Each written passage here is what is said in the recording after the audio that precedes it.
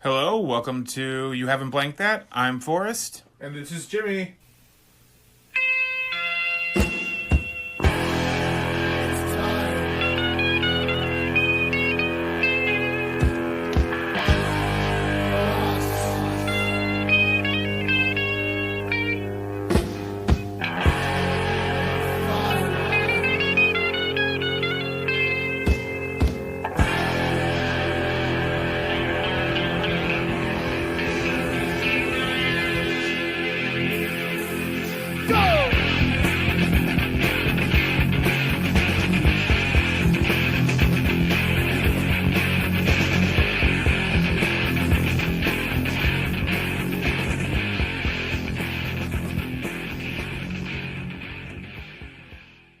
Hey, Forrest.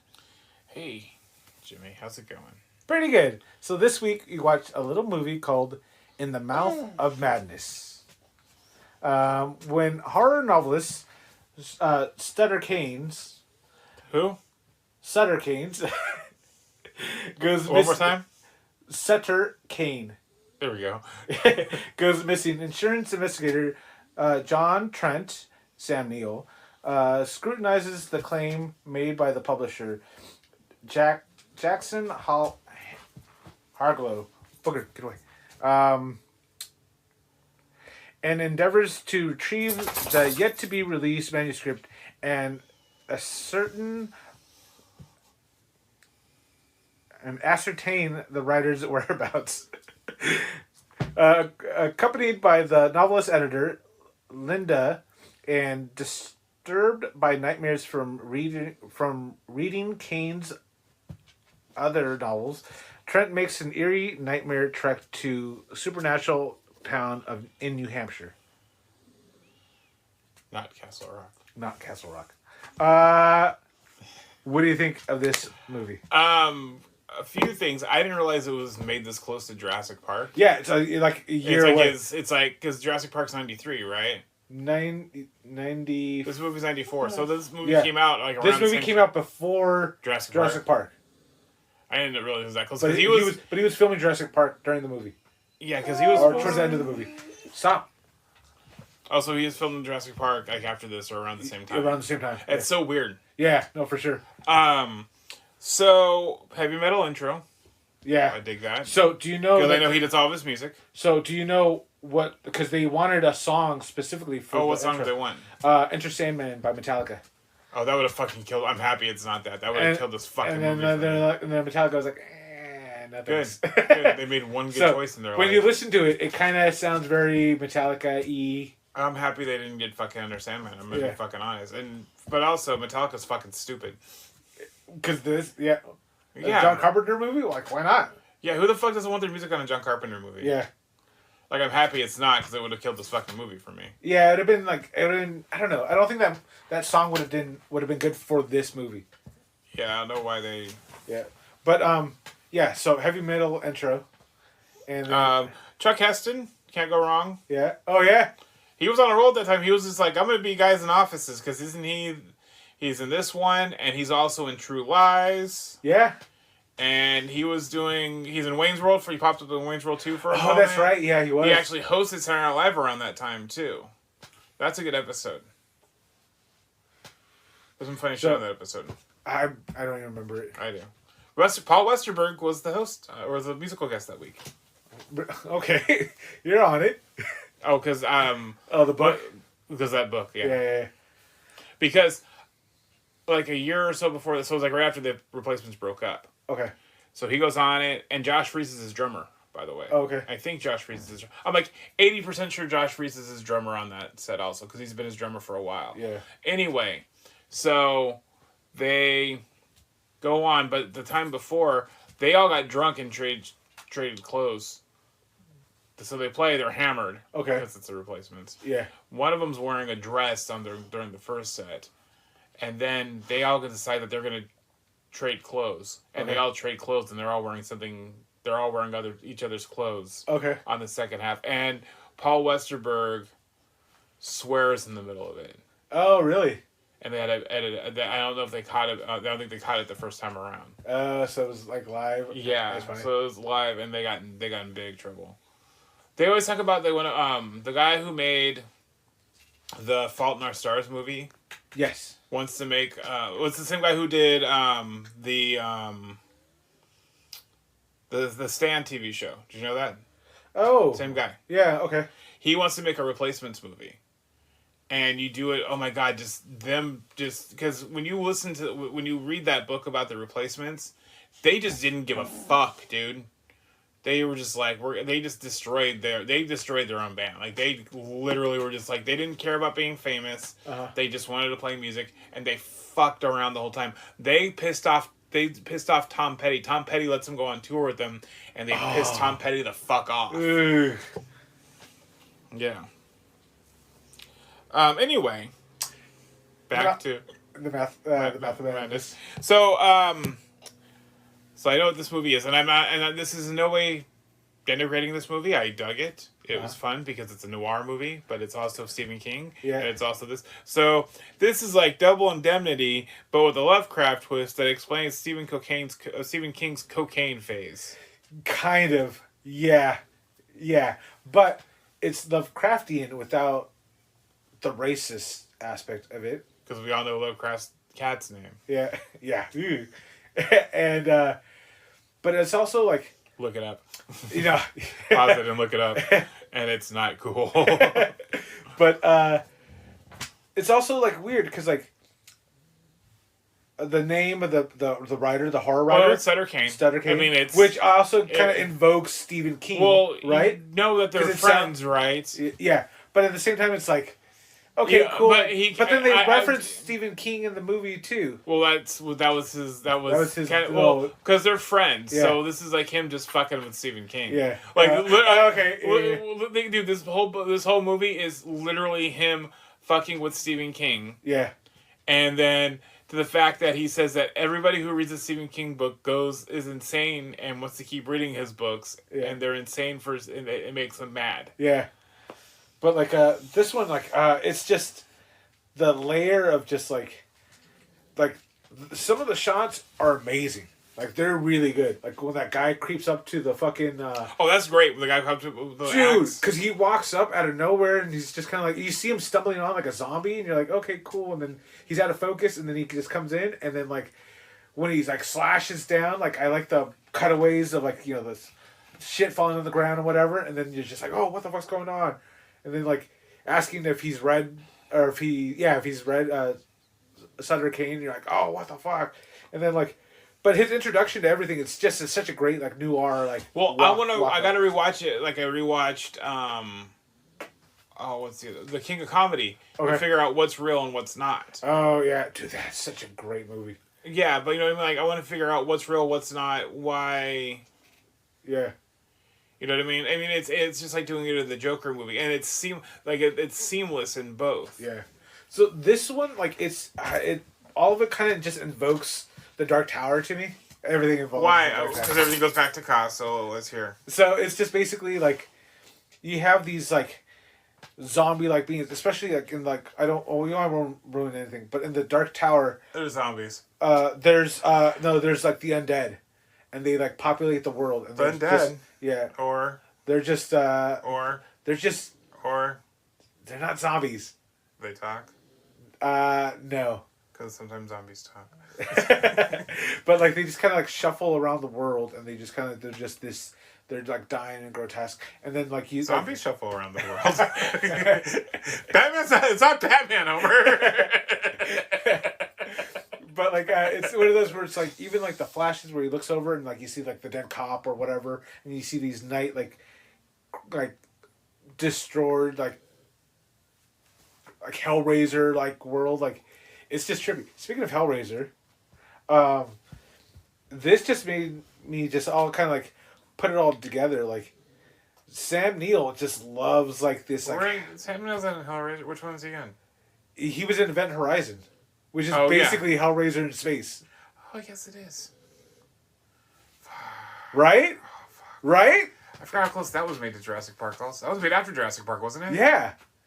It was 95, 96? Yeah, that was made after Jurassic Park. He was fucking horror guy for a long while. Yeah, he was. But he fucking hated that movie. He's in the second or third Omen. So, Going to Event Horizon, that movie was pushed up so quickly in production because like they were like the guy that was gonna do the movie, he was gonna have he was gonna direct. Oh, I forgot what movie he was gonna direct somebody.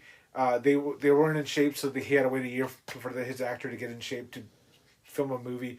And in the meantime, he had this year to just kind of do nothing. And they said, "Hey, we're doing Event Horizon. You want to do it?" And he goes, "Perfect."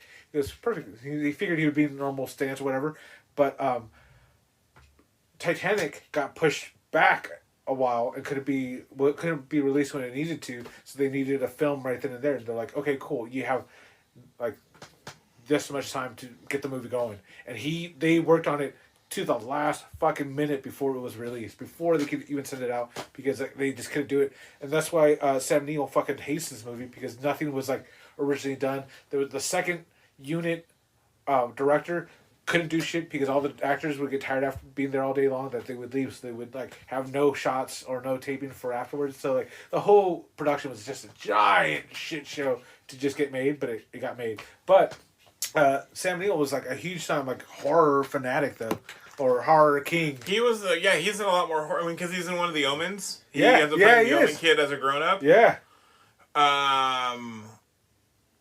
Yeah, like. Yeah, it's this was good. I like this. But like I felt like this is kind of like the introduction. I feel like if you put like the Hellraiser, Event Horizon, and this, like my little mini verse, I believe this is the opening to the Hellraiser coming into the world. Well, you know that there's 3 movies in the Apocalypse trilogy for John Carpenter, and you've seen at least 2 that I know of. Which ones? So the first one. Is that the first one? No. What's the first one? The Thing. Oh, The Thing. Yeah. Prince of Darkness. Never seen it. I've not seen it. I think it's like Satan coming back to Earth type of movie. Okay. And then this, which I thought this was gonna be. Oh, okay. Huh? The Thing's such a fucking amazing movie. I love that thing so much. Yeah. Oh, we went to that. I think I told you we went to the festival. It was like a sideshow and freaks festival, and they had a bunch of like taxidermied shit. Oh, that's cool. Yeah. So Emily, while we're there, got a Thing keychain. Oh, did she? Yes. What was it? It's just the picture of the guy with the no face. Oh, okay. And it's like a plastic one. The parka and the no face. Yeah. Yeah, that's cool. Anyway, but yeah, that's actually the first one. Prince of Darkness is second, and this is the last of the Apocalypse trilogy. Okay. This is like the final one too, because he's like the last man on Earth, type of a thing. Yeah. But like, what did you think of like the part that like I remember freaking me the fuck out was the drive to the town. Oh, where all this shit keeps where it's just where she's driving or Linda's driving and the she hits car. the guy with the bike. Before that, because all like people. she's driving on the road because like I used to drive everywhere. I mean everywhere, and late night drives are my favorite drives, but they also freak me out. But like when she's driving and then the lanes, the dashes on the road just disappears and then it's just pure blackness. You're like, what, dude? That's so terrifying. Oh no, the scariest was when I was driving. It wasn't even like creepy scary. It was like, oh fuck, scary. It was I was driving through Missouri in the rain, and there's a bunch of fields all around, and lightning is hitting like all these fields all around me, and I can feel it hitting the ground. I can feel it as I'm driving. Jeez. It was insane. It was awesome. Yeah. It was like awesome and scary at the same fucking time. Oh, I bet. And then like, but yeah, then like the fucking kid comes by, and you see him on the bike, the little boy, and then the newspaper kid. Yeah. Did you know who the newspaper boy is? Oh yeah, fucking Anakin. Yeah. Yeah, dude. And then but you see him like ride his bike, and you're like, okay, cool, like whatever, that's weird. And then like, then you see the old man later on, and then like when they hit him. Just fuck, dude. You're like, what the fuck? And then there's that phantom hit, and then then they actually hit him. He's like, he won't let me stop riding. You're like, what the fuck is this? And it was that little boy's voice and that old man's makeup, even though it was cheesy and kind of shitty. Dude, even now it still gives me the creeps. It's so creepy. So good. And then but the makeup on it, it's kind of like whatever. Yeah, I mean it's also dated, but it's also so good. One of the people in town is Vigo the Carpathian. Oh yeah, he is. Yeah. The guy that he throws the fucking beer bottle. Yeah. Yeah. I'm like, is that Vigo the Carpathian? And then dude, dude, and then but the whole thing is just so creepy, and all of it just kind of just evokes Stephen King. All of it does. Yeah. You know what I mean? Because it's just talking about the town and how detailed it is, and even when Sam Neill goes look out the window, no tower, and then she's like, no, because it's the east, and you see it going back and forth, and then I kind of want to go back now because once you figure out it's all Stephen King stuff, I kind of want to go back and see what other references. Pick out what you can find. Because I'm sure there's a shit ton of. I mean, clearly that town is supposed to be Castle Rock. Yeah. Oh yeah. I wonder. I want to go back and look. Because he made Christine, right? He made the movie Christine. John Carpenter did. Yeah. I think after The Thing, I think it's Christine. Which is a great movie. Great movie. Yeah. Speaking of Stephen King movies, Carrie, the newer one, did you see it? Which one? The one where it's the one that came out was it 7 years ago or something like that? Yeah. No, I didn't see the new Carrie. I'm very iffy on whether I want to watch it or not. But the first one was great because it's they color a tampon, and then you see boobs. You don't get enough boobs in movies nowadays. We've had this conversation before. But it's still really close to my I heart. need to emphasize the point. But yeah, no, this one is just the whole thing is just trippy. The one part that I just laughed out loud this go around was when he goes, "Johnny boy." Yeah. But then it's all of it's when he's in the insane asylum. Sam Neill's in the insane asylum because that's how it starts off, and he's he's kicking and screaming, and then I love that line. He's like, "Oh, I kicked him in the balls. I'm sorry. It was just a lucky shot." But then he asked for a black crayon. But that crayon fucking lasted the time because it was still he fucking marked up that whole fucking thing and his face. But the crayon was still fucking a good sized crayon. But he has rights, Jimmy. Yeah, he does have rights. But I still think you could do damage if you give somebody a crayon though. You know what I mean? You could shove it in your ear and just But he wasn't trying to kill himself. He was trying to. Well, they don't know that he was trying to or not. And then but it has a very Mandela effect too, because when he gets you gotta. Because he comes from a world where Linda existed, and he goes back to a world where she never existed. And he believes that she did exist, and everyone's like, no, she and never everybody's existed. gaslighting him to believe that she doesn't exist. Yeah. But, no, dude, all of it was great. I remember being fucking terrified with it. Terrified with it. When did you see it the first time? Dude, I had to be brothers? Or your sister? No, I saw it. My brothers were passed away way before this. They would be. I'm sorry, yeah. So this was maybe a week after I saw Evil Dead at Adams with you guys. Oh, fuck. Yeah, we had that Evil Dead party. Yeah, that was what, freshman That was his year? birthday. No, that was sophomore or junior. Year? Yeah, maybe junior? We used to watch Evil Dead a lot. No, it had to be sophomore. Had to be sophomore. Him and I used to watch Evil Dead a lot, and I still used to. I mean, how much did I used to watch Evil Dead? Yeah.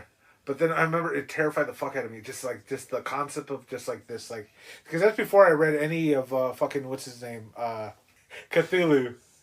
Oh, Lovecraft. Lovecraft. I never got any of those Lovecraft books. So some of them were good. Some of them, the Book of Cthulhu, not that overwhelming, you know what I mean? But this one is it's just this unknown darkness that that's lurking just thinly beyond the veil. It's just, and then just this ancient evil. It just creeped me out, and everything about this movie is just unsettling. Every aspect of this whole thing. Well, I was reading a book about how Stephen King writes. So they took Pet Sematary. Okay. And it's how Stephen King wrote Pet Sematary and what he does. And he's like, when you're doing a horror, there's gotta be 4 things. Okay. There's uneasy. There's 4 different aspects. Not aspects, but topic hit points. Hit points, but vibes you want to have, if you will. Okay. Vibes isn't the fucking word I'm looking for. Hold on. There's you gotta you want to keep it in as uneasiness, and then it's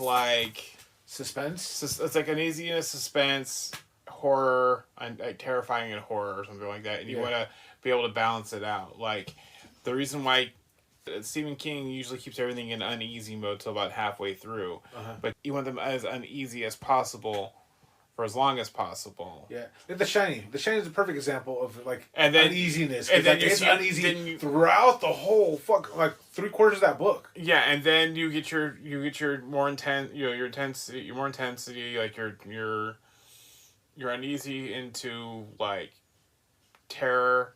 It's like uneasy terror. What was it? Because even like Pennywise or It, like that's like it gets to the point where like you're always like it's teetering. It's always just lurking around and just like and then plus like Pennywise comes out here and there and whatever. But that part of the book that just was like, what the fuck am I reading? Is like when the bully falls over the bridge onto the sand. And then, like, Pennywise comes out, and he's like, oh, it's a clown. He's, get away, because he's calling the queer guy a faggot and whatever. Yeah. And then Pennywise is just, like, act of revenge, which makes you feel like, yeah, I get him. But then at the same time, he just bites into his fucking armpit in the most gruesome fashion. You're like, what the fuck? They're making that part a show. They're making a Welcome to Derry show. Oh. And all that stuff, that's all that lead-up stuff. You know, that all the in-between stuff with it's not the kids? Yeah. Or them as the adults when it's at the Losers Club. Yeah.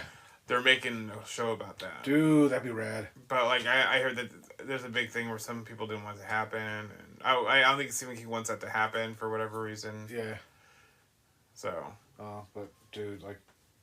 Dude, but yeah, no, this movie, like, the creep factor is there. Now with a modern cinema eye, it's kind of like, they could have done that better, and blah, blah, blah. But that's just like, hindsight. I told you, like, that's my thing. I was like, that's the last thing I trip up on is effects. But even like the cutaways of these like monsters that like Sam Neill's character is getting like throughout, like the oozing. Oh, that one where he's in the alleyway. And the guy is about to get him. Yeah. And then he wakes up, and then the guy's next to him, and then he wakes up again. Yeah. That was a good one. They had a couple of those, because there was that one, and there was the one where he wakes up from coming back, and then, like, Sutter's like, my favorite color is blue. And he's like, ah! And then, like, he wakes up in the bus. Yeah. Yeah. But, like, dude, this whole movie is just, like, even now, it's not as terrifying as I remember it to be. But it's still fucking just it creeps me out. It creeps me out so good, dude. Yeah. And then, but like even the scene too, where like the big ending scene where he's tearing at his face and he rips like the pages of like the book. Yeah. And I'm like, dude, like I remember that being blowing my mind. I'm like, what the fuck? And this time around, I was like, oh yeah, okay, yeah. I mean, there could have been a better way to do it, but yeah. And then and how she's reading the manuscript.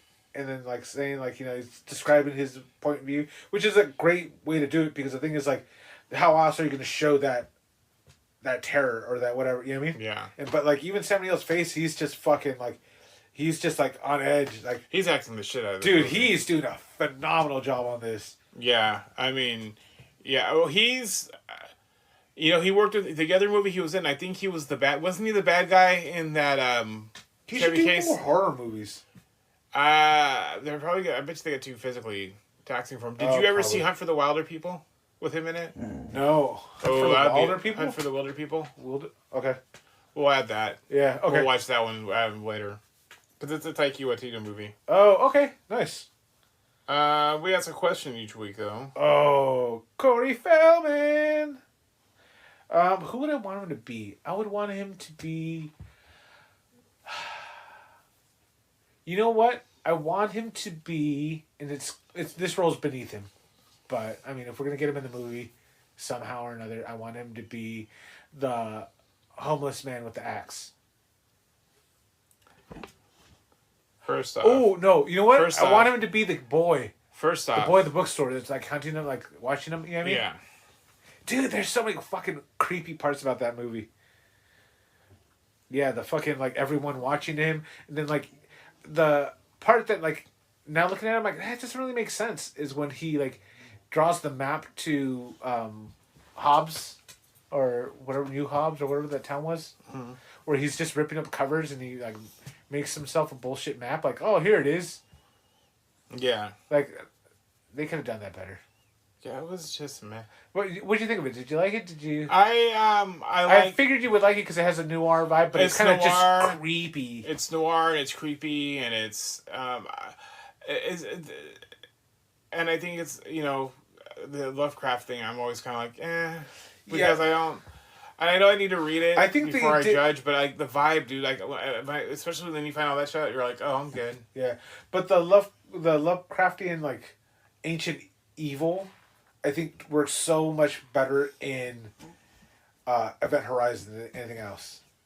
Which I love that movie. I remember seeing that movie in the movie theaters with my cousin, and fucking being terrified. My cousin was crying. My cousin was crying because it was too intense for him. Mm-hmm. And then we're like, okay, cool, no more horror movies. And then a week, maybe like a year later or so, Fire in the Sky came out. Oh fuck! And then let's go see Fire in the Sky. No, he saw it on his own, but then he called my mom begging for me to come spend the night with him, and so we're there. But I love UFOs. I've always loved UFOs. Yeah. So we're talking about UFOs. I'm getting all into it, which is making it so much worse. So he just ends up ditching me in his fucking living room while he goes to sleep on the floor of his parents' bedroom. Nice. Like, you motherfuckers. But yeah, who'd you substitute Corey for? Yeah, I guess the axe guy. How about the dad? Johnny boy!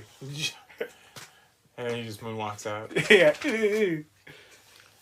But yeah, the whole thing is just great. The one thing that was I was watching this time around too that I was like, oh, okay, they should have explained it more is how terrified Linda was, right? Because she was freaking the fuck out. And then once she gets to the fucking church, she's all under his spell or whatever. They should have kind of put a scene in there to showing her being yeah, you know what I mean? Because that just seems so offbeat. There's sad. Yeah, I would have been okay with adding a couple more minutes for that. Yeah. Because it's a good 96 minutes, I think. Right, because that felt weird, right? Yeah. Yeah. It was just such a, okay, cool. And then, but then it doesn't make sense either because, how are you taking control of somebody that's not real? Yeah, well, because he wrote everything. He wrote him being there, and he told him, you're taking the script back, this manuscript. And he goes, the fuck I am, bitch. I ain't doing jack shit for you. And then, he shows him, the terror behind, the veil. And he's like, oh, fuck. And then, how she footballs him, the manuscript, and he runs out. But then he's like, oh, I have no idea. I never gave you that manuscript. And, Linda, he goes, dude, you gave it to me months ago. I'm like, what? Dude, they were just gaslighting him like a motherfucker. Yeah. But yeah, and then when he walks out and he's the last person, the evil sweeps through the world, right? Yeah. And then he's the last one alive, and he's walking in and he sees the movie of him in it, starring him. Spooky. Ooh, I had chills. It's cold in your house. It is cold in here.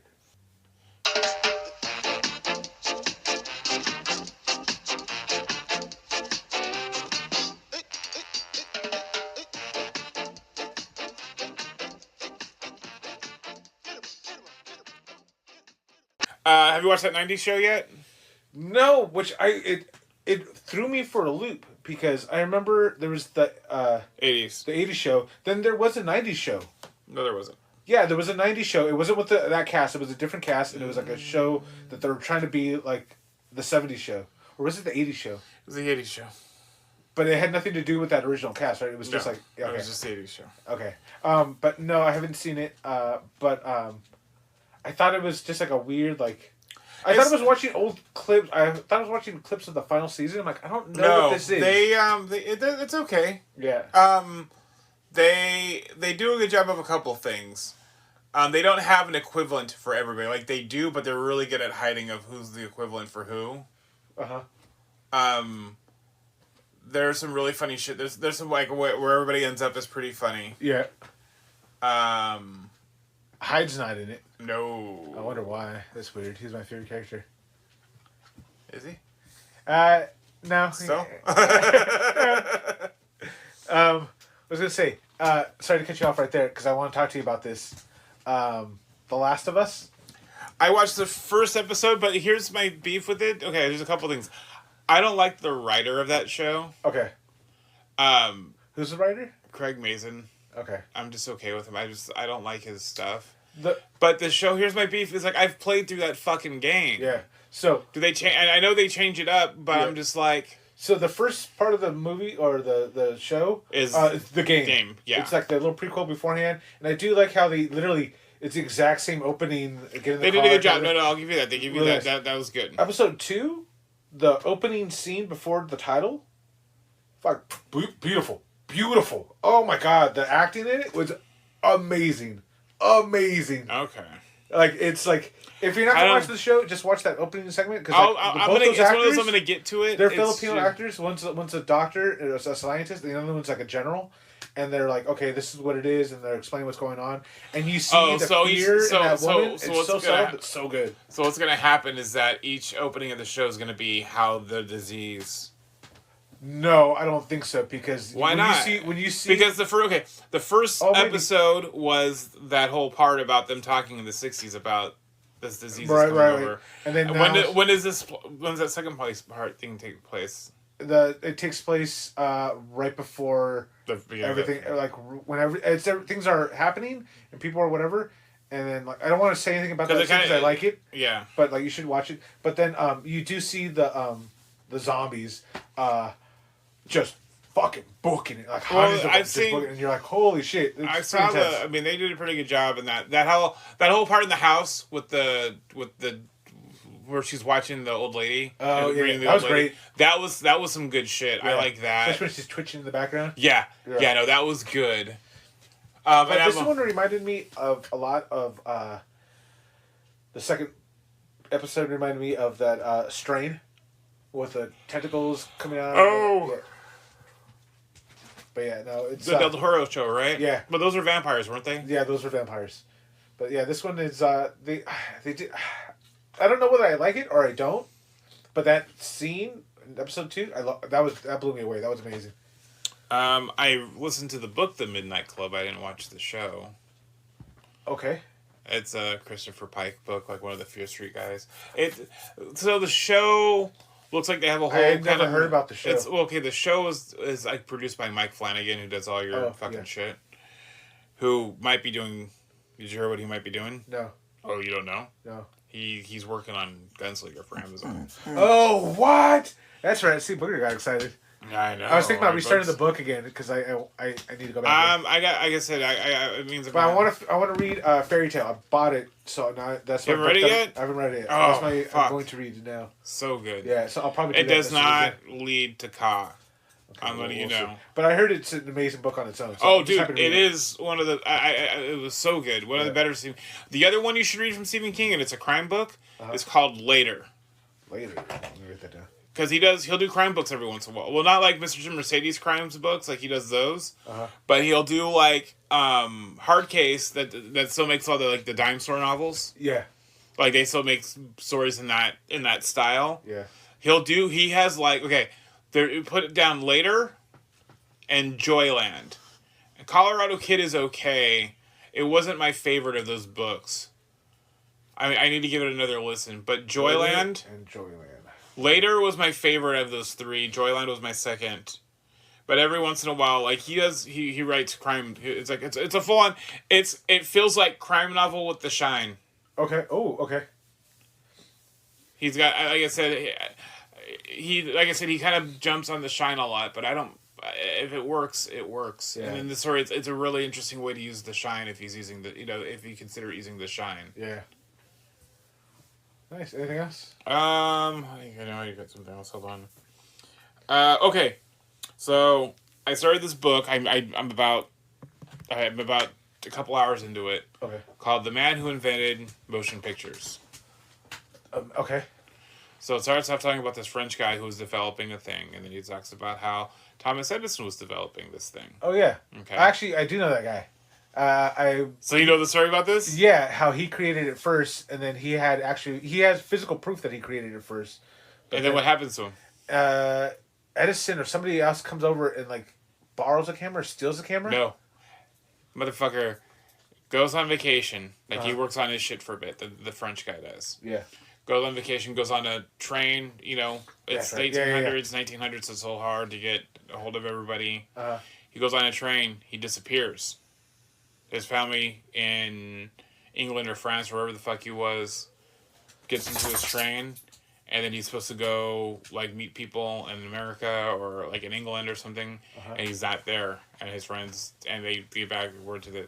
So then the wife is like, "Oh, that son of a bitch, Thomas Edison, killed my husband or kidnapped him or both." And I'm like, yes. So if you want to hook a story, it was just that son of a bitch. Yeah. Okay. Cool. No, that's dope. So it's called, yeah, motion the man picture? who invented motion pictures. Okay. And that's what I'm listening to right now. I also started. I was listening to the Dana Gould Hour today, and he was talking to Gerald from Devo. Okay. That was an interesting interview. What was it? I started.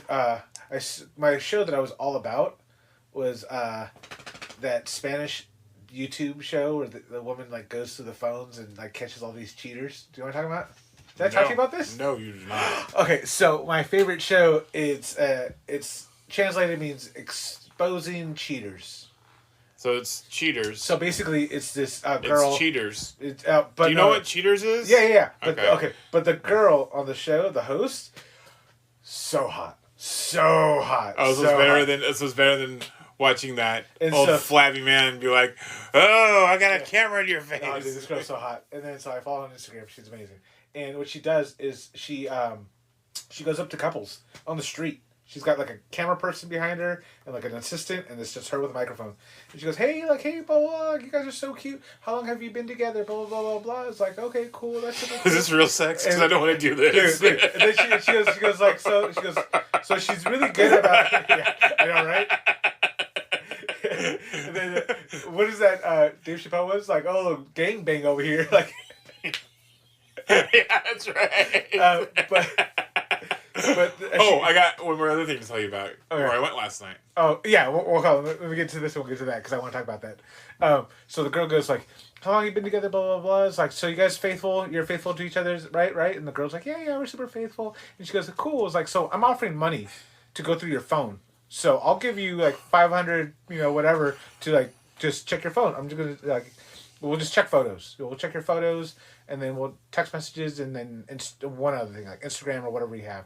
And then they're like, oh, like, and the guys are usually, now fuck off, lady. Like, and then the girl's like, no, I have nothing to hide, blah, blah, blah. But like, when people are caught cheating, it is both ways. It is like, it is, yeah. And then, so the girl, she'll go through like pictures and like, oh, whose wiener is this or who's that? I'm like, oh, that's his. And they kind of laugh about it. And she's like, oh my God, she'll make jokes.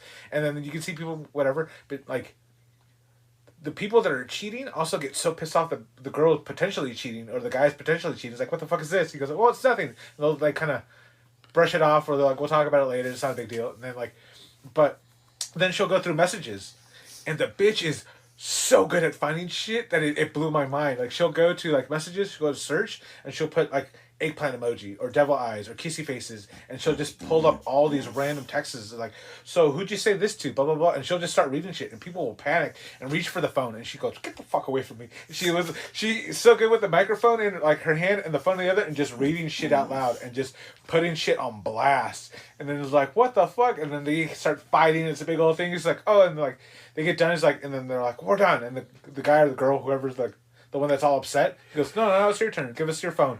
And they're like, no, we're done. You already ruined the relationship. And the other couple's like, oh, the fuck we are. Let's even Stevens. And they give her the phone, and they'll go through it, and they'll find a bunch of other shit. And then at the end of it, she goes, oh, like, honey, you forgot your phone. Oh, here's your $500, you slut. It just goes in their face.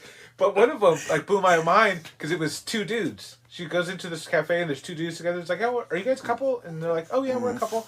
It's like, oh great, how long have you been together? Like 18 months. And they're like, oh, that's so great. And they're like talking about phones. And the guy goes, I am late for school. We're about to leave. We don't have actually time for this. I apologize, but no. But then she's talking to the friendly gay guy. And he's like, oh, blah, blah, blah. It's like, I want a picture. He's like, oh, yeah, we'll get you a picture, but let's do the game first. And then so she goes through the phone. The guy's getting all upset. Like, it's like, well, would you just talk to everybody that sends you messages? He's like, I'm just being polite. And but first off, there's nothing wrong with that. Yeah, right. And then so all this jealousy is going through the roof. So far. Yeah. So they go through his phones, and there's nothing to be said, but he does respond to random people that send him messages. It's like, hey, handsome. He goes, hey, what's up, blah, blah, blah. And then like so whatever. The guy was like, okay, well I'm late, so we're done. Give him his money. We're about to leave. Bye. And he's like, no. And the guy's like, no, it's your turn now. Let's do this. He goes, no. So they're going through his phone. They're finding pictures of girls with tits, and he goes, oh, I thought you were gay. Whoa. And, girls with tits? Yeah. He's like, hey, I thought you were gay. He goes, oh no, it's just like it's just I'm in a group message, and like they just save onto the phone, which some apps do that, like the WhatsApp does it. And so he's like, okay, well, whatever. So going back and forth. Then they go to the text messages, and then it's these conversations about like it's like who you want to invite to the wedding, this and that and the other, and you're like, well, what the fuck is this? Or what wedding is this? What wedding is that? Like blah blah blah. And then she reads these messages, and it gets so fucked up. It's like, well, tell your shitty faggot that he's welcome to show up to the wedding because that'll be the last time he'll see you, and And then they're like, and the guy's like, what wedding? And he goes, turns out what faggot? Sorry. Yeah. And then, what faggot? Yeah. And then it was like they're like the wedding's What? And then he goes, yeah. He goes, when's the wedding? When's the fucking wedding? The guy's like, I don't know what you're talking about. Like blah blah blah. Like obviously you're going to a wedding, and all our friends are talking about it, and they know that I don't know. So what fucking wedding is this? He goes, it's my wedding. He goes, when are you getting married? He goes, Saturday. And I was like, what the fuck? And so they just turned into this big old thing, and then like this guy just turns into like this dude, this it's all in Spanish, and he goes, when are you gonna go to the ball? So fucking tell me when. And then he just fucking grabs him. You're like, fuck yeah, I hate him. The show's just out of control. It's amazing. I love it so much, but I got caught up to all the episodes, and so like fuck. So I stopped watching it for a long time, and then today at work I was like, I've been watching this like 6 months. What was that show? So I've been binge watching that show like crazy. What concert did you go to last night? I saw a little band called Max Sabbath. Ah, dude, I'm so jealous. I was literally still at work when you texted me. You should have gone. How was it? It was good. Where did they play? At the observatory. Oh, okay, yeah. I could have probably made it. I stayed what time? What time did you get there? I left like around almost 8. At least you called me like around 7. You probably got minutes over there. Yeah, damn, that sucks. But they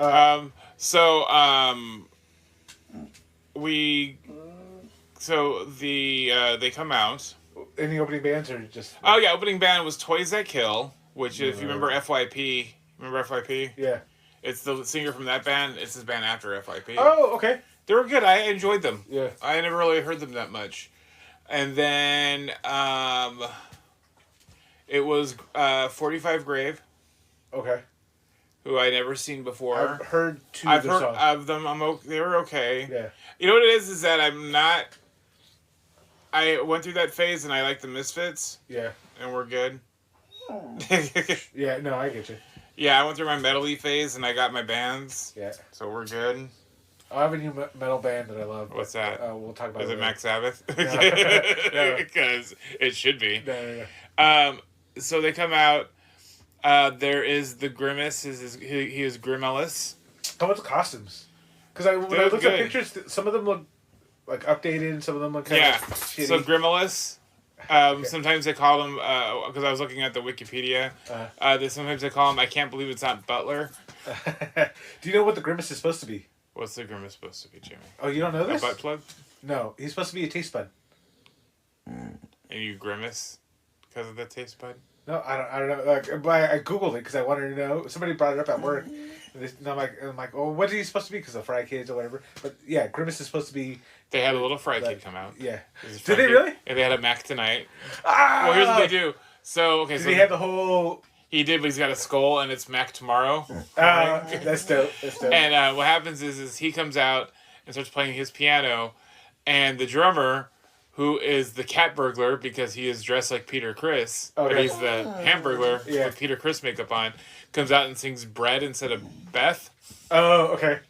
And then there's a guitar player who I'm sure you've seen has the big hamburger head and the horns coming out of his face. McCheese? No, Slayer McCheese. Dope. And then there's Ronnie Osborne. Okay. And he comes out wearing the straight jacket like Ozzy would wear. Okay. First off, his Ozzy is fucking great. Dude, was the show like stellar? Was it like a? Dude, it is performance art in the best way possible. Dude, that's rad. That's so cool. And it's so good. like, I don't even want to tell you about it because I'm going to make your ass fucking go. Yeah. Next time they come around. Yeah. They're not going to be back for a bit, but, like, next time they fucking play, like, we're going to fucking go. Yeah, I'm whatever it is, I'm dropping everything to go. You I was need bummed. to, because... I was bummed when you called me. I'm like, fuck. You should have just gone. I should have just gone. Fucking credit cards. Yeah, dude. And so, yeah, it was probably the best thing. I got the kids' shirts that say Max Sabbath, and then it's Slayer McCheese, and it looks like the Motorhead shirt. So it says Max Sabbath and like Motorhead writing, yeah. and then instead of it being like the is that supposed to be like a bowl on the Motorhead one? I don't know what the fuck that was supposed to be. I don't know what the fuck it's supposed to be. But it's Slayer McCheese, and then Max Sabbath is from Birmingham Hamburger. Nice. So yeah, Max Sabbath was amazing. So it's just all just like. And I can't wait for Weird Al kind of cover band. Not even Weird Al, dude, because Weird Al will take parodies. No, I know. He the guy's Ozzy is spot on. Oh, that's dope. He comes out in the straitjacket, and then he comes out with his Ronald McDonald suit, but it's got the things there on him. The webbing or whatever you'd call it, I guess. The streamers coming from his arms, I guess, and the Macho Man sleeves. Yeah. That doesn't have it doesn't have Macho Man sleeves. But fuck, dude. So good. And so we go, and our friend dressed up. Oh, that's cool. And then they took a picture of her. Okay. And pictures? Yeah, I've been describing the picture as, and you remember that part in Monsters Inc.? I'm in the register today, but like I'm in the register like Mike Wazowski is in that Monsters Inc. commercial. Okay. Yeah. Okay. Yeah. So I'm in it, but I'm not in it. Oh, dude, that's rad. That is amazing. And then I like the Fry hat that she has. And then there's my fat head behind her. That's dope. Dude, but it made the OC register. I did. Like I said, I made the OC register. Like I said, just like Mike Wazowski. Send me that. Just like Mike Wazowski. That's rad.